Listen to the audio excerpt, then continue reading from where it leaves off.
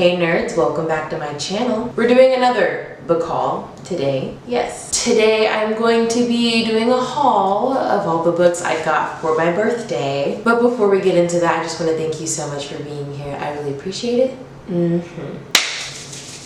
Now let's get into this. Okay, so I think I have a total of 11 books here right now, and these books came from two separate hauls. One of them I got a week before my birthday, and the other I got on the actual day of my birthday. But I'm just gonna combine them all into one. Okay, starting with this bag.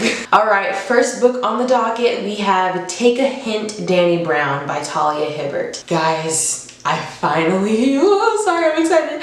I finally got the entire series of the Brown sisters from Talia Hibbert. And I think in the last book haul, I had the second book, which was about Eve. There's three sisters, if you don't know, Chloe, Dani, and Eve, right? And these are romance novels. I love Get a Life, Chloe Brown so much that I had to find the other two, and they finally had this one in stock, and this one is brand spanking new. If you're new here and you don't really know my process on buying books, it's super simple. I go to my favorite bookstore, which is Half Price Books. I pick up a book that I may like, I crack it open smack dab in the middle, and I read a little bit, and if I keep reading past a page or so, I'm getting the book. Alright, so now I'm gonna read the synopsis on the back. Come on. Danica Brown knows what she wants. Professional success, academic renown, and an occasional role in The Hague to relieve all that career-driven tension. Who doesn't? I mean, but romance? Been there, done that, burn the t-shirt. So Dani asks the universe for the perfect friend with benefits. When brooding security guard Zafir Ansari rescues her from a workplace fire drill gone wrong, it's an obvious sign. What is going on with like the security guard? Is the security guard character trope coming back like into trend, into popularity? I only ask that because of The Bodyguard on Quinn. I'm gonna move on. PhD student Dani and ex-rugby player Zaf are destined to sleep together. But before she can explain that fact, a video of the heroic rescue goes viral.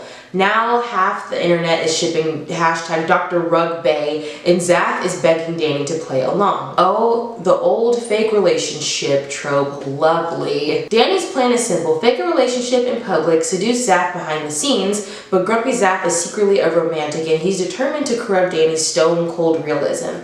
With every fake date and midnight meeting, Dani's easy lay becomes more complex than her thesis. Has her wish backfired? Or is the universe waiting for her to take a hint? Can't wait to get into this one, just like I can't wait to get into the other one about Eve. But yes, Take a Hint, Dani Brown, Talia Hibbert. Alright, this next one is called Nephilim by L.A. What is that? Marzulli,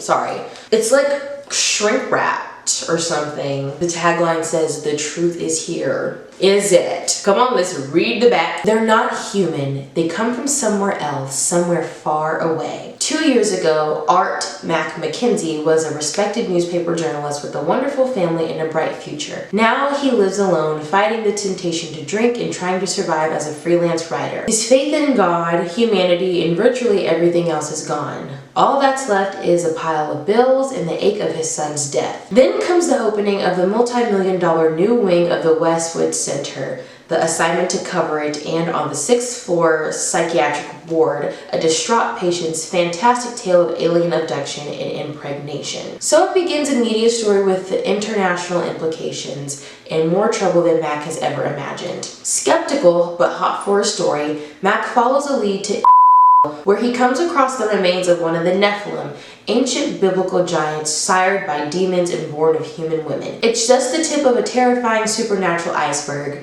for the Nephilim are back, and forces beyond Mac's comprehension will do anything to prevent him from revealing their secret. Being that the times that we are in right now, I find it very fitting that this book fell into my hands, so I can't wait to get around to this.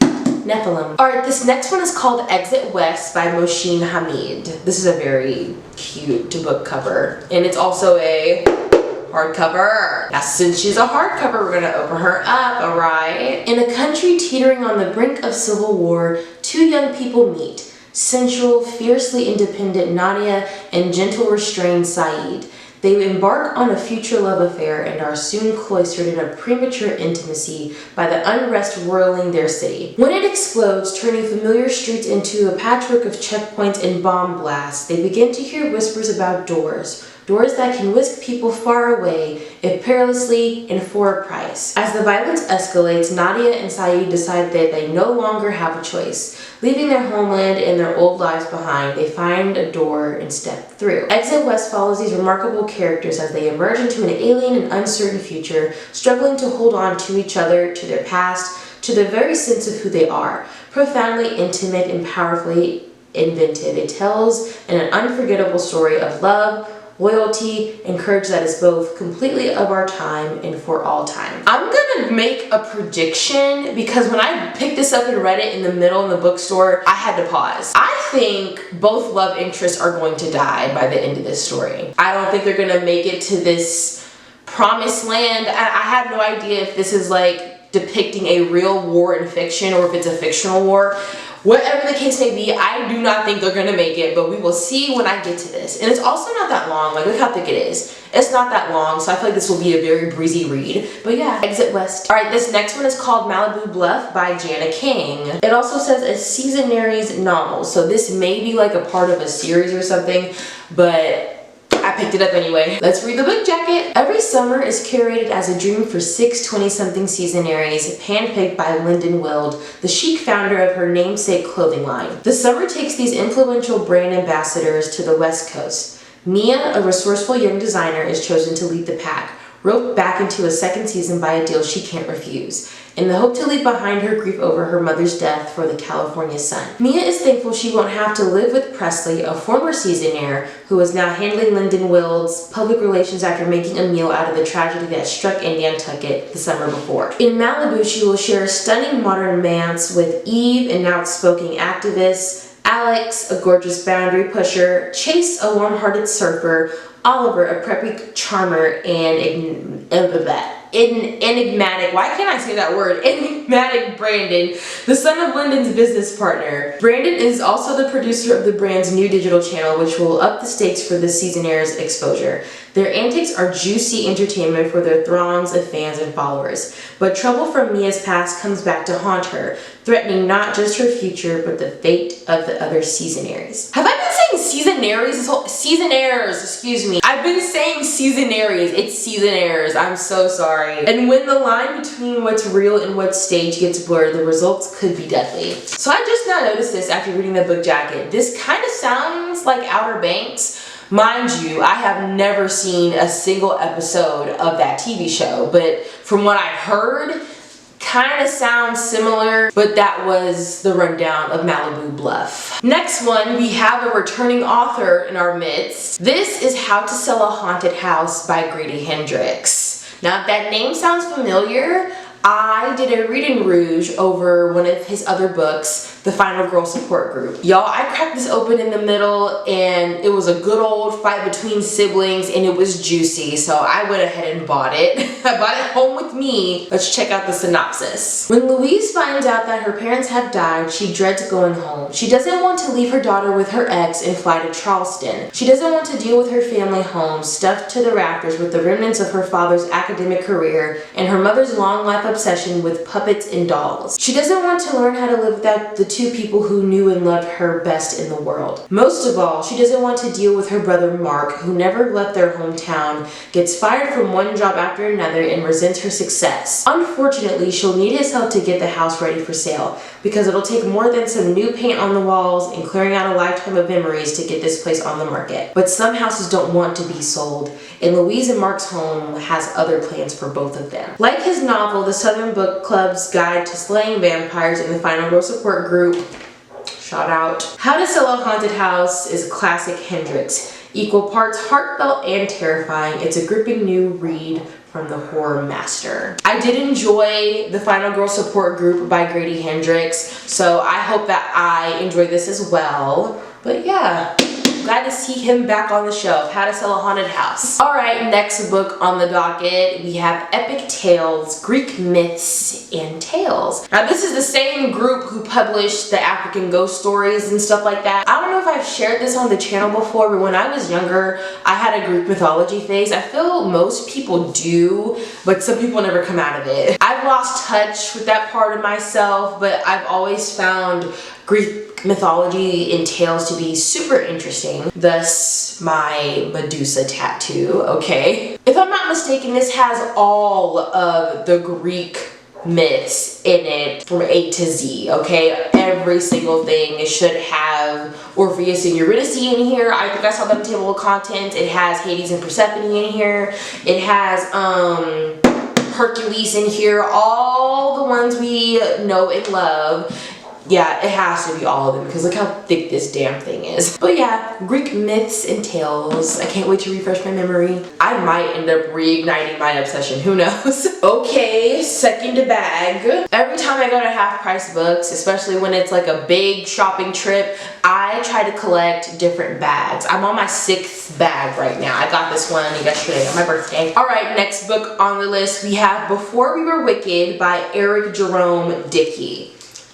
This, y'all, the synopsis in the part that I read in the middle, this book sounds like something that would have ended up on ABC Family. And it's written by a black author, so you know I had to invest. Come on, crack it open. They say the love of money is the root of all evil, but for Ken Swift, it's the love of a woman. Ken is 21, hurting people for cash to try to pay his way through college when he lays eyes on Jimmy Lee, the woman who will change the course of his entire life. What's meant to be a one-night stand with a Harvard-bound beauty turns into an explosion of sexual chemistry that neither can quit. And when Jimmy Lee becomes pregnant, their two very different worlds collide in ways they never could have anticipated. Passion, infidelity, and raw emotion combine in Eric Jerome Dickey's poignant, erotic portrait of a relationship. The rise, the fall, and the scars and desire that never fade. Now, when I read that, I was a little concerned, just a little bit, because I have a feeling that this may feed into some negative stereotypes that are put on black characters. Hopefully that's not the case, but I had to get this because it's two main black characters. Y'all know I'm all about representation and having that portrayed in books because this is my favorite media to consume. I love to read. I'm gonna give it a chance whenever I get around to it, and I will let y'all know exactly how I feel. So yeah, Before We Were Wicked. Oh, you guys, I am so excited for this next one. So do y'all remember 2 years ago when I started collecting this series by Guillermo del Toro? It consists of The Strain and what was the other one called? The Fall, right? I think, yeah, The Fall and The Strain, it was something. And do y'all also remember where I could not find the third book for the life of me? 2 years later, here we are. I got the third book in the series! I have The Night Eternal by Guillermo del Toro. Y'all see it, y'all see it. I finally have the full goddamn series and I'm so excited. I've been looking for this for 2 years. And I got a hardcover. Do you know how lucky I got? Crack open the book so we can read the synopsis. It's been 2 years since the vampiric virus was unleashed in The Strain, and the entire world now lies on the brink of annihilation. There is only night as nuclear winter blankets the land. The sun is filtering through the poisoned atmosphere for 2 hours each day, the perfect environment for the propagation of vampires. There has been a mass extermination of humans, the best and the brightest, the wealthy and the influential, orchestrated by the Master, an ancient vampire possessed of unparalleled powers who selects survivors based on compliance. Those humans who remain are entirely subjugated, interred in camps, and separated by status. Those who breed more humans and those who are bled for the sustenance of the Master's army. That kind of sounds like... I didn't read the book jacket in the store or in the middle. I grabbed it because I've been looking for it for 2 years, to be fair. The future of humankind lies in the hands of a ragtag band of freedom fighters. Dr. F. Goodweather, familiar, former head of the Centers for Disease Control's Biological Threats team. Dr. Nora Martinez, a fellow doctor with the talent for dispatching the undead. Vasily, I think that's Vasily. Vasily Fett, the colorful Russian exterminator, and Mr. Quinlan, the half-breed offspring of the master who is bent on revenge. It's their job to rescue F's son, Zack, and overturn this devastating new world order. But good and evil are malleable terms now, and the master is most skilled at preying on the weakness of humans. Now at this critical hour, there is evidence of a traitor in their midst, and only one man holds the answer to Master's demise, but is he one who can be trusted with the fate of the world? And who among them will pay the ultimate sacrifice so that others may be saved? So being that this is the third book, this sounds like the ragtag group of like freedom writers that were mentioned in the first two books, like synopsis, breakdowns. It sounds like they failed.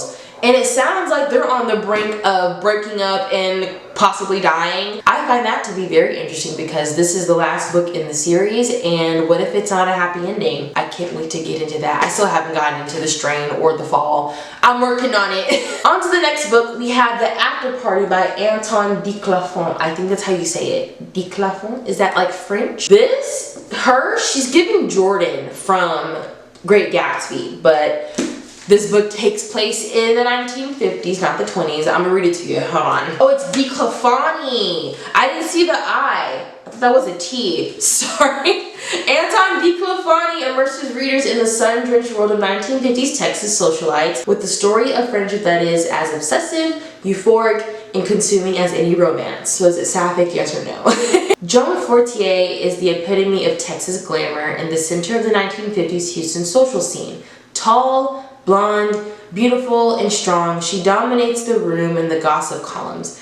Every man wants her, every woman wants to be her. She may be more complicated and troubled than she seems, yet only her best friend Cece understands this, and she's barely skimmed the surface that is Joan. Devoted to Joan since early childhood, Cece Buchanan, Buchanan, that's why it reminded me of The Great Gatsby, okay.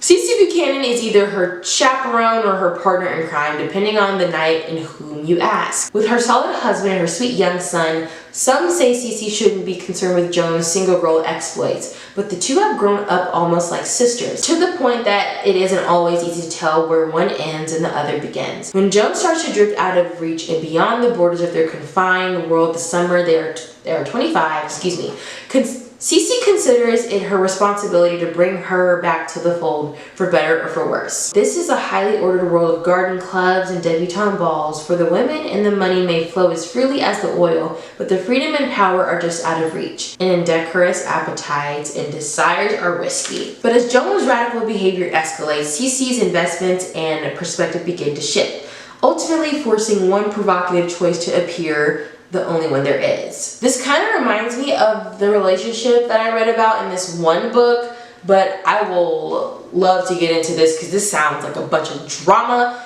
and it might be sapphic, we don't know. But yes, that was The After Party. Alright, this next book is called The Catch by Alison Fairbrother. Here she is. Pink and red. What is she about though? A young woman searches for the truth about her father and the secrets of her family in this electric debut novel. 2 years out of college, Ellie Adler has a job in journalism, an older lover, and a circle of smart friends. Her beloved father James, who has children from 3 marriages, unites the family with gentle humor and charisma. But Ellie has always believed she is her father's favorite. When her father suddenly dies, she finds herself devastated by the unexpected loss. Then at the reading of his will, Ellie learns that instead of leaving her his prized possession, a baseball that holds emotional resonance for them both, he has left her a seemingly ridiculous, even insulting gift. Worse, he's given the baseball to someone no one in the family has ever heard of.